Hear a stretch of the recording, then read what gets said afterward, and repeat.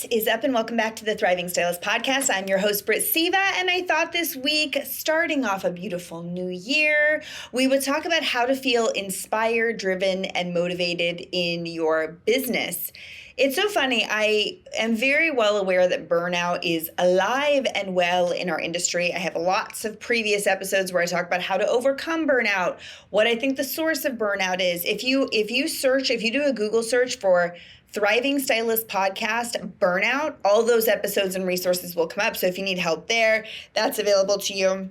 But one of the things I think we're all very aware of is the pace of life in the past few years have sped up. And in order to try and keep up with that speed, we've added a lot of overwhelm. And what I noticed is a lot of stylists and beauty professionals are just not feeling like in love with their business. They're going through the motions. They're like, it's this thing I have to do. And a lot of people are craving, like, I'm going to call it stimulation. Like, they're like, it doesn't drive me the way that it used to. And I want to help you to feel inspired, driven, and motivated. When I was heading into this episode, I was doing some research around, like, how burnt out are we as a people right now? And I saw a lot of stats and statistics on stress, like Americans under stress.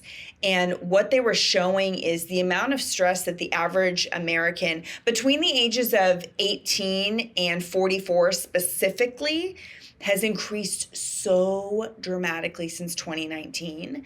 And it's on the uproar, not the downroar. I thought it was interesting also that after the age of 44, those stats kind of fell off. And it's not to say that those in their later 40s, 50s, 60s, 70s, 80s aren't stressed at all, but there's not a significant jump. And when I look at those age groups, we're mainly talking Gen Z, Millennial, a little Gen X, the pressure on those age groups specifically is intense. We're kind of the demographic where it's harder next to impossible to buy a home. We're impacted by the 2008 recession. Now the 2023, 2024 recession, it feels like we're in a pressure cooker in a way that previous generations maybe didn't experience. And I think for a lot of us, we feel like we're constantly treading water. Like we're swimming, we're doing the laps, but your head is continually barely above water. And as soon as you feel like you're getting a break, it's like another wave is coming. And it was just very interesting for me to see the statistics of these two specific generations, Gen Z and Millennial specifically, where it looks like the stress is mounting without signs of relief. And when you looked at what their stressors were, it was one of the biggest ones was paying for day-to-day expenses. And I found that so interesting. It wasn't like marital stress or financial stress. Like financial stress played a part of it for people. But when they did more of a deeper dive into the financial stress, it wasn't like, how am I going to buy a home? It was literally like, how am I going to pay for groceries? And I just think that the way that things are heading, it would do us all such justice if we could figure out how to feel inspired, driven, and motivated in our business. One of the things I'm big on and passionate about is I do fully believe at my core, all of us are supposed to be deeply successful. I don't believe anybody is supposed to struggle. But I think we're living in a noisy world where people can get bogged down by the opinions of others and pressured to perform in a certain way. And a lot of people simply just don't know what needs to happen to unlock their success, or they have someone in their ear telling them they're not good enough. There's all these external factors that cause people to not live up to their biggest potential. And I really think that's a good summary of kind of what the last 20 or so years has looked like for a lot of us working professionals. And I think we can choose to change that at any given time. And I want to give you some tools and resources to help. So as per usual, I did a little research, and I want to start with sharing with you the definition of the word inspire. And it's interesting, I had never looked it up before, and the definition actually surprised me. So it says, coming from the Latin inspirare, meaning to breathe into. The word or inspiration was originally used in a divine context to mean a kind of mystical animating force, a profound idea or truth revealed to an unsuspecting person. I had chills when I read it, and I have chills again reading it. I think that's so incredible. Like, people will say, like, I need to find my passion. I wish I could feel inspired. And when you look at this, it's a profound idea or truth. So not just like Oh, cool, I took a class. Like, it's supposed to be profound, a profound idea or truth revealed to an unsuspecting person. And so a lot of times we're like hoping inspiration finds us, right? Because I'm unexpecting. I hope that the inspiration lands in my lap. I believe we have to create the opportunity for inspiration to come in. And I want to show you, I think, how that works and how that looks. The other thing I loved about that was the idea of being breathed into, like breathing in new life, exhaling. I think that's a really huge part of it too. And when it talked about something being a mystical force, I don't know about you, but when I'm inspired, it's like the wind is at my back and it's pushing me forward. And as I looked at the roots of this word, it really took on a new meaning for me of how important it really is. The other thing I found to be interesting is it said that inspiration is often evoked by a trigger. It may come in the form of an inner encounter with a new idea, insight, or outwardly through exposure to art, nature, books, people, etc. Regardless of the nature of the trigger, when inspiration hits, it charges us with energy and radiates us for action. So, knowing all these things, if you are over the age of, I'm going to say, over the age of probably 23, maybe 24, 25, if you're younger than that, you may not remember this, but if you're over the age of 22, 23, 24, 25, you'll remember at least some parts of a world before social media, even if it was parts of your childhood. I can remember a life without social media in my early adulthood, but from the time I was in my later 20s, social media was around. And it's so ironic because I think education, inspiration was much harder to find in some ways. Like, you really had to seek it out, or you had to be very open-minded. You had to be curious. There wasn't a lot of awareness around business books. Podcasts didn't exist. There weren't educators on Instagram. Nobody had social media. So if you wanted to be inspired, you would literally fly across the country to take a class from an educator. Your local beauty business rep would tell you what educators were available, or the brand you were working with in the salon had educators who they decided were appropriate for you. Maybe you'd go to the local bookstore, because by the way, Amazon didn't exist. You'd go to the local bookstore and browse the, self-help book section. But man, self-help books 20 years ago are not what they are today. Now self-help books are on the rise and everybody loves them. 20 years ago, it wasn't like that. And people would feel inspired going to church. And now you look at, attendance in churches and things like that being an all-time low. Why is that? Because people are living in this noisy world where the sound and the voice that we hear the most is the sound of Instagram, the sound of Facebook, the sound of TikTok, the sound of, reality TV. And when I say it like that, it really brings full circle, like how much noise we're all bringing in all the time. And when we see that inspiration generally comes from a trigger, we are being constantly triggered. And I think the word trigger has kind of a negative connotation today, but I want you to imagine that it has a neutral connotation, that like you can be positively triggered or negatively triggered. So a positive trigger is you see something cool on TikTok or Instagram or wherever, and you're like, oh, I love that idea. I should do that in my business. Now you're inspired by that idea for the day. But then what happens is 2 hours later, you see something else and it's a negative trigger. And that negative trigger makes you feel like you're 2 inches tall and you're worthless and you'll never be good enough to do that idea that was exciting for you 2 hours ago. So then you decide to table it. And then you listen to a podcast driving home from work and you're super inspired because there's 3 new ideas. You got 3 new triggers and you're like, I'm going to do it. But then you go into work the next day and one of the co-working stylists that you work with is full of drama and full of hatred and is sharing gossip, and now you're negatively triggered. And it's like we're in this noise cycle of constant triggering versus I am telling you what, like I said, if you're over the age of 25, you may remember a simpler life when we kind of just were blissfully unaware of what was going on. And was it harder to find education? Yes. Were there much less resources to learn from and be inspired by? Yes. But in some ways, the idea that we had to work a little harder to find the inspiration or truly be focused on it prevented us from making really irrational choices or being overly stimulated.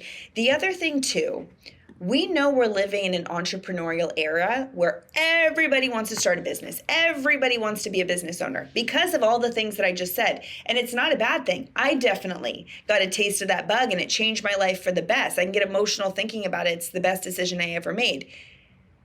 However, sometimes it also serves as this huge distraction, and it causes us, instead of just focusing on one thing and doing it well, which 20 years ago, you didn't see all of these possibilities and all of this potential. You had to focus on the one thing. Now that we don't have to focus on the one thing, we are overstimulated.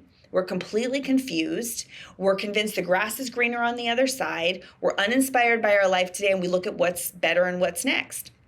I was listening to something about dating culture recently, and they were talking about how dating apps is truly ruining a lot of people's potential for long-term relationships, and social media and dating apps are ruining what should be like rock solid marriages. And I got so sucked in because the study was fascinating, and it was talking about how years ago, when there was no online dating, if you were looking for a life partner, you met them through basically what I call referrals. Like a friend of yours says, oh, I have this friend, you guys should talk. I think you might be a good match or whatever. A lot of people meant that way. You'd meet somebody at work, you'd meet somebody in the local coffee shop, but like you literally had to meet human to human. So kind of like how inspiration opportunities were slimmer, the opportunity to meet and find somebody new was slimmer.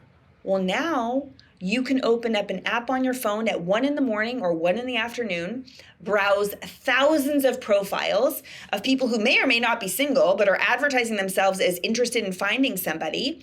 And a lot of people are saying like, well, why should I be in the relationship right now where I could go out and date Sandra because she looks great? It's the same thing for your business. Like, why should I work on the business I have now when I could go out and try this new business, which looks so much more fun and light and exciting, and I'm inspired by it, versus my existing business that's not inspiring me anymore? It's because we're overstimulated and we're being fed too much information, and it's cluttering our minds. So, woosah, I want to take a break and pull back and look at what it looks like to feel inspired, driven, and motivated in the business you have today, and when to know if you should look for a new venture. So, first things first, if you've not already done so, I want you to go back and listen to an oldie but a goodie Thriving Stylist podcast episode. It's episode number 004. The episode was recorded in 2018. Still to this day, every single year, it's one of the most downloaded, most listened to episodes. So 004, if you haven't already, it's the 4-part cycle that causes breakdowns, boredoms, and stagnation in your business. So here's a teaser. The 4-part cycle looks like this: inspiration, education, execution, and action, and then falling into overwhelm or boredom. I'm going to speak to those who are already in overwhelm or boredom today. Go back and listen to that episode so you can understand the cycle. So, first of all, if people fall into overwhelm or boredom, which you may be there now, especially if you're listening to this episode, generally speaking, what people in that phase of business do is they say, I'm going to take a break. How many of you, and I call that the B word, how many of you have been like, I'm just going to take a break? Somebody told me recently, like, I'm not taking a break, I'm just taking a slow roll. And I was like, what's the difference between a slow roll and a break? And they were like, well, I'm still doing the work, I'm just like not actively growing or trying. And I was like, that's the same as a break. By break, I don't mean like you've given up on life, but like when you say I'm just putting things on pause, or it's on a slow roll, or I'm cruise controlling, that's a break, okay? And we do that when we are feeling overwhelmed or bored. Number 2, they decide to start a new business. And like I was just talking about for lots and lots of time a few minutes ago, it's because we're seeking new stimulation. And we're in a world where we are constantly feeling like stimulation's at our fingertips. And so the mundaneness of our existing business feels dull compared to the shiny, sexy, exciting stuff that we see going on beyond our 4 walls, right? Number 3, they decide they need a new challenge, kind of for the same reason as the starting a new business. Or number 4, they just choose to stay frustrated, miserable. They choose to talk negatively about people. When you see people who are gossips, they're generally overwhelmed or bored. So usually one of those 4 things, or all of those 4 things, happen when somebody's uninspired, not driven, or not motivated in their own business. So let's go through. I have 7 steps here to walk you through how to overcome that and get to a place of clarity. So number 1, get very clear on what isn't feeling fulfilled. So I like to think of that in 4 categories. I call it the 4 areas of wealth. So I always say money, time, love, or health. So are you feeling uninspired because you feel like you're working super hard, but the money's not worth it? Because that would make anybody feel uninspired, and that's understandable. Or is it that you don't have enough time? Again, you're working super hard, but you're burnt the F out. Maybe you are making enough money, maybe you're not making enough money, but either way, you're not happy with how you're spending your time. You feel like you're on a hamster wheel. And for some of us, it's the allocation between I'm working hard, I'm family lifing hard, I'm being a friend hard, and there's just not enough hours in the day. That causes burnout and overwhelm and frustration. It's because we don't have enough life balance and we don't have enough structure in our business, but that's a different podcast for another day. Then we have love. For me, love is romantic, friendship, familial, whatever, relationships. Love also to me, because it's relationship, it's between coworkers. If you're a stylist, the relationship you have with your owner. And when I say love, you don't need to be in love. It doesn't need to be like lovey-dovey, even send a birthday card kind of love, but like having love in your heart for the person, like wanting the best for them.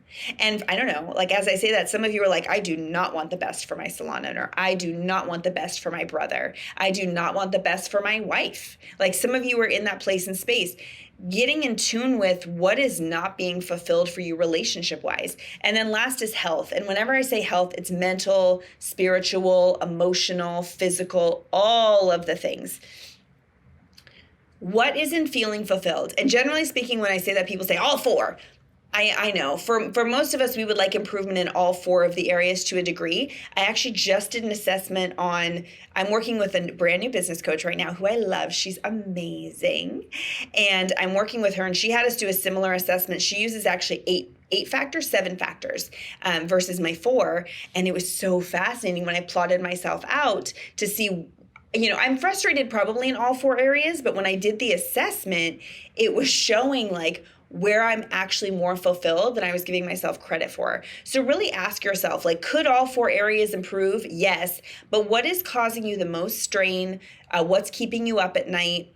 What is the source of a lot of your lack of inspiration? Okay. Then you're going to choose one of those things to start with. So let's say you chose money. Okay, great. So let's just for, and we can go back and we can choose time or something else later, but just for a second, choose money. And I'm going somewhere brand new with this. So if you're like, oh, I feel like I know where she's going with this, you don't. Trust me, I'm going somewhere brand new. So choose one thing to start. Once you're clear on what you want to see grow, this is step 3, choose one action and educate on that action and then execute on it. So for me, giving yourself what I call a micro win, which is step number 4. Think about what you would need to improve or change within that segment that would make you feel proud and balanced again and give you a micro win. So one of the things I've noticed is it's so easy for me to say, like, you're uninspired, read a book. But it's like, like, I need to make more money. I don't want to sit down and read a book. I totally understand. And I think for a lot of us, it's almost like we need a jump start. Like if you've ever been on a fitness journey, like this is the new year, so probably you're seeing fitness apps and gym advertisements all over the place. And often what they'll do is they'll say, lose 10 pounds in the first 30 days or commit to a diet plan for 30 days and create habit. Everything is big on like, let's give you an instant win. And if we can give you an instant win, we release that serotonin again and you start to feel like, okay, I can do this. Sometimes we need just a little win before we get into that grind mode or that heavy focused education mode. And I want you to give yourself just that little micro win. Don't focus on changing your whole life. Focus on what good can I do within the next 10 days, given what I've got that would make me feel better, stronger, more motivated, more inspired. Give yourself a little something to get yourself through. Then this gets much harder. That was the basic stuff. Suggestion number 5. Understand that generally we don't see progress because we're avoiding the work that makes us uncomfortable. Oh, sorry. That hit a lot of us in the feels. I am a big proponent of the idea that most of us are fairly well aware of the things that could or should change in order for us to have everything that we want. We're just unwilling or unmotivated to make those hard decisions, make that big investment, make that heavy commitment, make that big life change. I know people, without outing anybody, I know people who have been in unhappy marriages for years and won't leave. And they say things like, well, I've got kids. I don't want to disrupt anything. Well, I mean, I can only speak from my own personal experience on that.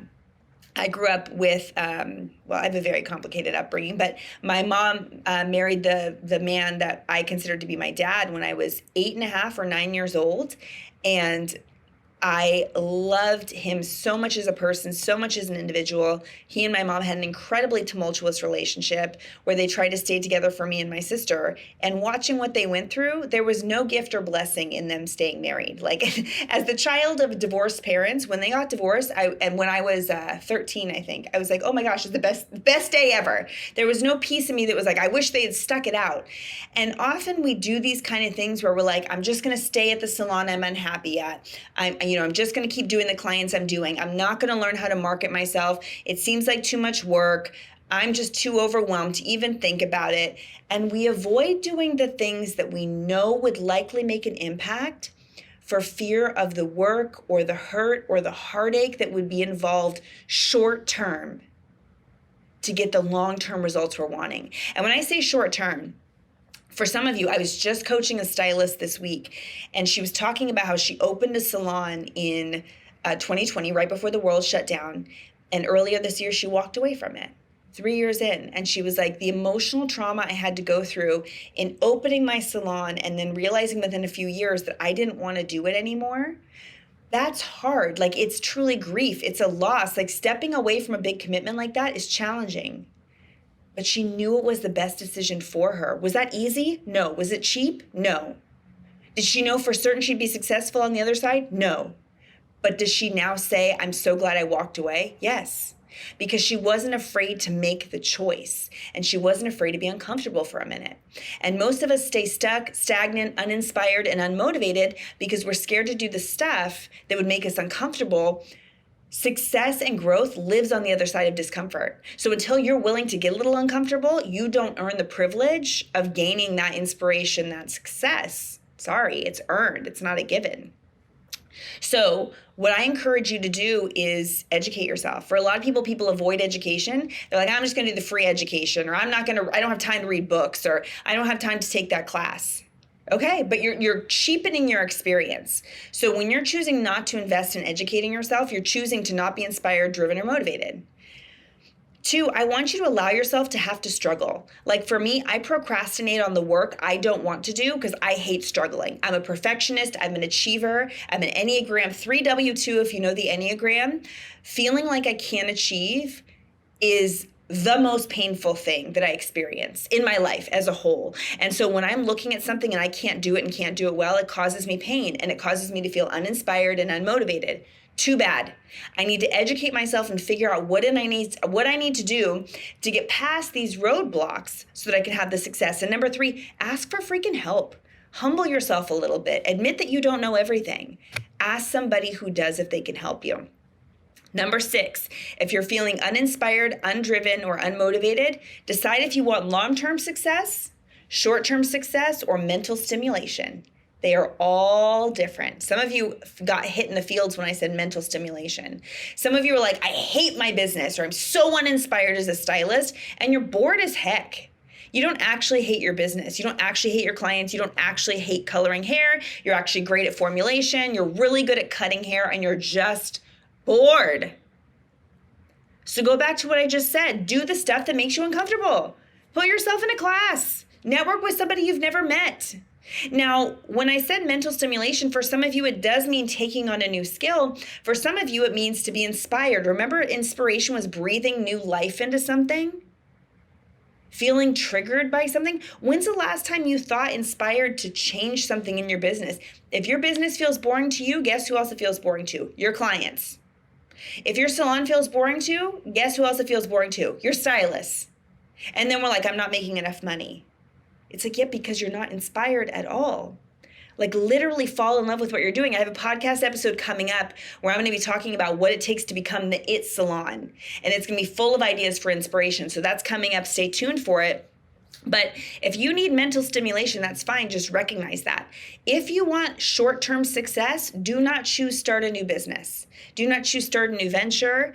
If you're going to choose discovering a new strategy, like trying something new, wonderful. But generally that falls into the long-term success category. Like you're going to have to work at it for a while, but that's okay because it might make you feel inspired and give you that mental stimulation. But when you're feeling uninspired, not driven, and not motivated because you're not making enough money, I promise you, there is more money in your existing business and your existing life that you just are not doing the work to tap into, because going back to point number 5, you're avoiding the work that makes you uncomfortable.